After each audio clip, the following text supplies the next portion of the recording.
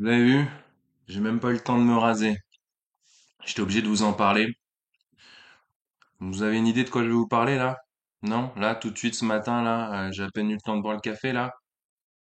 Eh ben, je vais parler de ça, de ceci. Hein? Vous reconnaissez? Non? Ça te parle pas ça? Ben moi ça me parle beaucoup parce que je perds énormément d'oseille. Ce que je viens de vous montrer, oui, j'arrive même plus à parler tellement. Ce que je viens de vous montrer, c'est la courbe de LVMH. Louis Vuitton Moet Hennessy, société principale de Bernard Arnault, dit l'un des trois plus riches hommes sur cette planète. Lui aussi doit perdre pas mal d'oseille, mais bon, je me fais pas de soucis pour lui parce que lui, il a des milliards. Moi, j'ai même pas 1 million, donc voilà. Eh bien, si t'as pas compris déjà, abonne-toi, like, partage. Merci beaucoup de ton soutien. Et ben là, en fait, je suis en train de perdre pas mal d'oseille. Pourquoi? Bah, parce qu'il y a LVMH qui a publié ses résultats hier et qui aurait fait, je vous la fais courte, moins 14% euh, par rapport à d'habitude. Et donc, c'était, entre guillemets, inférieur aux attentes des consensus des analystes. Hein. Donc, LVMH, vous connaissez, hein, donc c'est bijouterie, horlogerie, joaillerie, maroquinerie, vins et spiritueux, etc. hein. Louis Vuitton, il sponsorise les JO, hein, vous avez vu, il donne des habits aux bénévoles des JO, je crois. Enfin bref, il y a son hôtel qui est en train d'être fait à Paris, ça a fait polémique. Louis Vuitton, gros poids lourd du CAC 40, gros poids lourd de mon portefeuille. Du coup, j'ai perdu toutes, non, tous mes bénéfices, enfin presque, sur mon PEA, en partie à cause de l'EMH. C'est surtout, vous allez me dire, à cause du CAC 40, hein, Emmanuel Macron, il fait n'importe quoi, les élections législatives, n'importe quoi, le nouveau Front Populaire, ils sont pas fichus de se mettre d'accord, Magouille et compagnie, en mode Baron Noir. Tu connais pas Baron Noir? Eh ben franchement, va regarder Baron Noir. Baron Noir, c'est une série Canal+. Si t'as pas Canal+, il y a TV5 Canada qui le met gratuitement en ligne. Il y a 3 saisons. C'est Philippe Rickwart, c'est Cadmerade qui joue le rôle d'un homme politique à Dunkerque. Et franchement, cette série elle date de 2015. Et ben, on est en 2024. Et ben, vous voyez, c'est exactement la même chose. Hein. Franchement, des 49.3, des socialistes, des communistes, des extrémistes, tout ce que vous voulez. Franchement, ça reflète bien notre société, même actuelle, hein, en 2024. Donc voilà, petite parenthèse barre en noir. Mon portefeuille, bah, il en prend un coup, hein, donc ça se demandait s'il faut continuer la bourse, hein, si j'ai pas fait une belle connerie, hein, j'aurais peut-être dû écouter mes potes qui sont investis en immobilier qui me disaient mais non, mais investis dans la pierre, dans la pierre. Ouais, ouais, ils avaient peut-être pas tort. Bon, en attendant, ça m'a permis de découvrir l'économie, les finances, ce monde de la bourse qui est si mystérieux pour beaucoup. Sincèrement, entre nous, je regrette rien, mais absolument rien. Parlons peu, parlons bien. Voici le graphique de Louis Vuitton Moet Hennessy, donc sous le nom MC dans les graphiques boursiers là, MC Moet et Chandon. Vous voyez, au moment où je vous fais la vidéo, 646,6 euros. On était passé la veille à aux alentours de 691 euros, il me semble, en clôture hier soir. Et donc, il y a eu les résultats hier soir qui ont été pas appréciés qui ont pas été appréciés par le marché. Et donc là, j'ai décidé de vous afficher la courbe de progression de l'action LVMH de juin 2022 à maintenant pour vous montrer qu'elle est assez complexe, mais qu'elle suit à peu près le même schéma comme la plupart des actions à tendance haussière de long terme, comme LVMH. Hein. Donc vous voyez, un petit peu d'histoire. Mai 2022, 536 euros. Pour ensuite atteindre en août 2022, en août, hein, en pleine période estivale où c'est censé être un coup de baisse dans les marchés parce que les gens sont en vacances, sont moins sur leurs écrans, etc. Et ils dépensent plutôt des oseilles, de leur oseille, pardon, à la plage. Ouais, août 2022, 685 euros. Donc là, ah ouais, ça fait quand même mal. 685 euros il y a 2 ans. Ouais, ça fait un petit peu mal. Néanmoins, on voit que c'est monté progressivement jusqu'à mai 2023 aux alentours de 886 euros, puis rebaisse, puis rehausse, mars 2024, à peu près pareil, 877 euros. D'après ProRealTime, les courbes, les pointillés verts, bleus et rouges, je le rappelle. La courbe en pointillé verte, c'est ma moyenne mobile 13 périodes. Donc ça veut dire que ça me calcule une moyenne sur les 13 dernières périodes en journalier. La bleue, c'est la courbe en pointillé sur 34 périodes. Ne me demandez pas pourquoi, mais j'ai décidé de faire ça. Sûrement parce que j'ai vu un pro le faire aussi. Et la rouge, plus long terme, moyenne mobile journalière sur 50 périodes. Donc vous voyez clairement, on est en dessous de tout. Hein. Donc le facteur déclenchant, ce sont les résultats. La baisse progressive, c'est la saisonnalité, je pense, et ces fameuses élections législatives, ce gouvernement français qui fait absolument n'importe quoi. Donc ça ne rassure pas du tout les marchés, hein.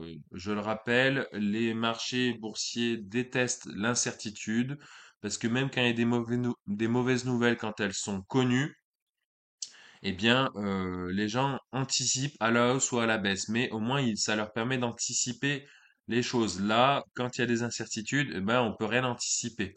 C'est logique, hein, on aime bien savoir à l'avance. Et donc, on s'intéresse aux supports et aux résistances. Rouge, je rappelle, résistance, vert, support. Donc ça, ce sont ceux qui sont automatiques de Pro Real Time. Et donc, vous voyez un gros support long terme aux alentours de 641 et un autre support aux alentours de 524, on va dire. Donc, clairement, les 524, on va pas y aller, hein, faut pas avoir peur non plus. Et là, vous voyez, il y a une petite résistance à 687 qui a été franchie justement le vendredi 19 juillet. Donc, du coup, c'était déjà un signe d'alerte. Et là, ce que vous voyez, il y a un gap baissier là. Je sais pas si vous le voyez, je vais vous le mettre en bleu.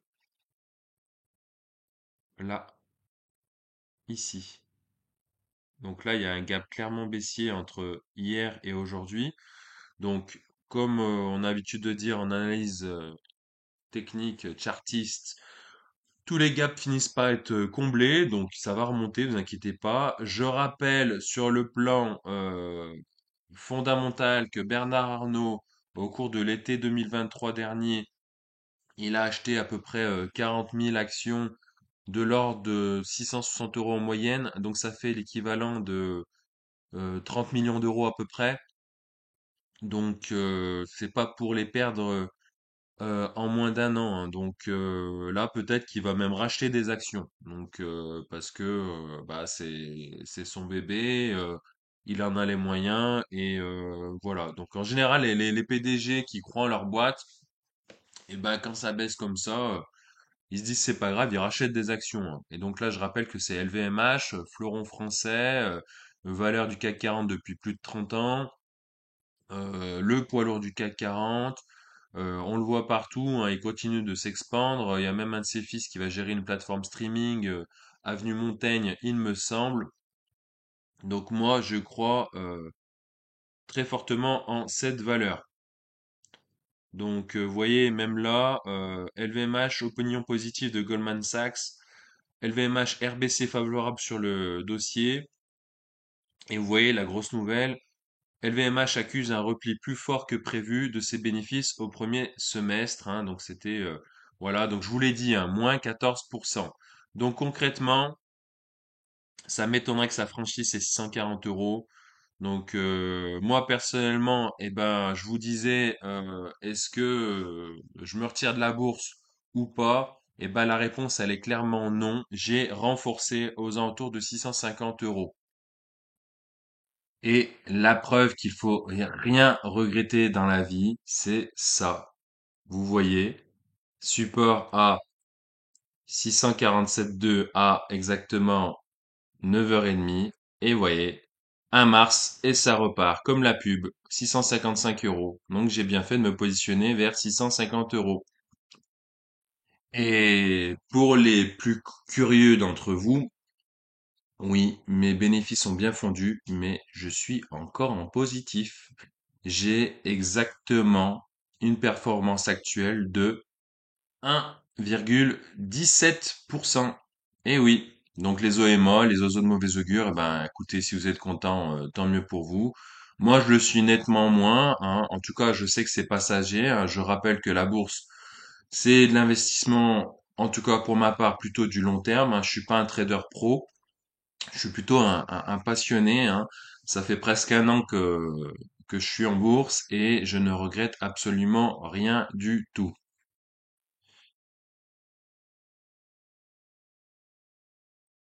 Quand je vais dire ça à ma copine, que j'ai racheté du LVMH, elle va me dire, t'aurais pu quand même acheter un sac à la place, hein. Eh oui, est-ce qu'elles sont toutes vénales, ces femmes, hein? Dites-le moi en commentaire.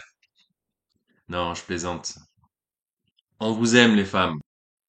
Je précise également que je suis pas totalement perdant dans cette histoire, hein. LVMH m'a quand même filé 205 euros de dividendes, hein, cette année.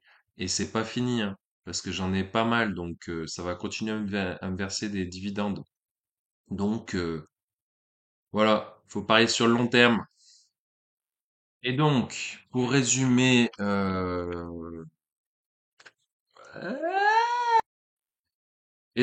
pour résumer un petit peu les choses là concernant certaines valeurs du CAC 40, personnellement, donc LVMH, je vous dis un support à 647 euros, et là la journée elle est en train de me le confirmer. Stellantis, un support à 18,21 euros, hein, donc grosso modo 18 euros, hein, je pense pas qu'on ira en dessous. L'Oréal, 392,42 euros. Vinci, 98,15 euros. Bon, là, on s'en éloigne. Donc, la prochaine résistance, c'est aux alentours de 108 euros. Puis, je dirais 120 euros. Alors, exactement, ça me met 116,54. Mais moi, je retiens dans ma tête 120 euros, hein. Et puis, plus tard, beaucoup plus tard, 130 euros. Essilor Luxottica résiste support 191,6, hein, puis ensuite 195,94 euros pour finir sur une résistance à 210 euros. Air Liquide, donc on s'éloigne du support des 160,37 euros. Donc prochaine résistance 170 euros et puis 175 euros, hein. Donc c'est un peu le all-time high. Bien sûr, ajusté avec l'augmentation de capital, la version des actions gratuites. J'ai fait une vidéo là-dessus, je te la mets en description. Donc c'est pour ça que la TH est passée des 200 à 175. Et enfin, Total Energy, donc un support à 61 euros, hein, donc 60,99 euros exactement. Et les prochains, c'est 58,58 et 55,60. Et je te les mets juste là. J'allais enchaîner sur une deuxième partie plus sympa, mais voilà, le temps de préparer la vidéo, voilà, voilà ce qui se passe en bourse, ce qui peut se passer en quelques minutes, en quelques heures. Hein, je sais, je parle à nouveau de LVMH, si t'es pas content, t'as qu'à changer de chaîne. LVMH, c'est ma passion. C'est mon idole, Bernard Arnault. Donc voilà, support 647 et ça repart, on est à 660 euros. Donc les OMA, vous avez perdu. La deuxième partie, c'était une vidéo que je comptais faire avant ces annonces de LVMH, c'était sur les ETF. Donc je vais vous préparer ça. En attendant, un petit aperçu. J'ai des ETF dans mon PEA, je vous l'ai déjà dit dans d'autres vidéos précédentes. J'ai un ETF sur l'Inde, PINR de Lixor, hein, c'est le seul éligible au PEA à ma connaissance, et je suis actuellement à plus 25,62%. Et j'ai également un ETF qui reflète le S&P 500, Standard & Poor's 500, donc indice américain, et je suis actuellement à 9,42%. Bah, la question que je me pose et que beaucoup d'entre vous se posent, c'est vaut-il mieux pas investir uniquement dans des ETF, hein? Je vous rappelle que j'ai commencé cette chaîne, j'ai commencé la bourse en achetant notamment un ETF World qui s'appelle EWLD. Et effectivement, ben, avec ce genre d'ETF, ben, j'ai l'impression qu'on peut dormir tranquille et qu'on n'a pas à suivre les actualités type LVMH, Stellantis, etc. Néanmoins, moi, je vous l'ai dit encore une fois, ça me passionne, donc ça m'intéresse de voir ce que publient les entreprises, voir leurs différentes stratégies, voir leurs guidance, donc leurs recommandations, leurs directives sur le plus long terme, par exemple 2024, 2025, 2026. M'intéresser également sur les taux directeurs de la Fed et de la BCE, donc toute cette économie, on va dire, européenne et mondiale, notamment US. Voilà, je te ferai une prochaine vidéo sur les ETF, t'inquiète pas, c'est en cours. Et encore une fois, n'hésitez pas à vous abonner, liker, à partager, c'est super important parce que YouTube, il me la glisse profondément en fait. En gros, ils exploitent les créateurs, faut le dire. Et donc, ben, si vous mettez pas un minimum de pouces vers le haut, un minimum d'abonnements, un minimum d'heures de visionnage, en gros, ben, si vous aimez ce contenu, eh ben, faut pas hésiter à le montrer, à commenter, à liker, à partager. J'insiste bien là-dessus.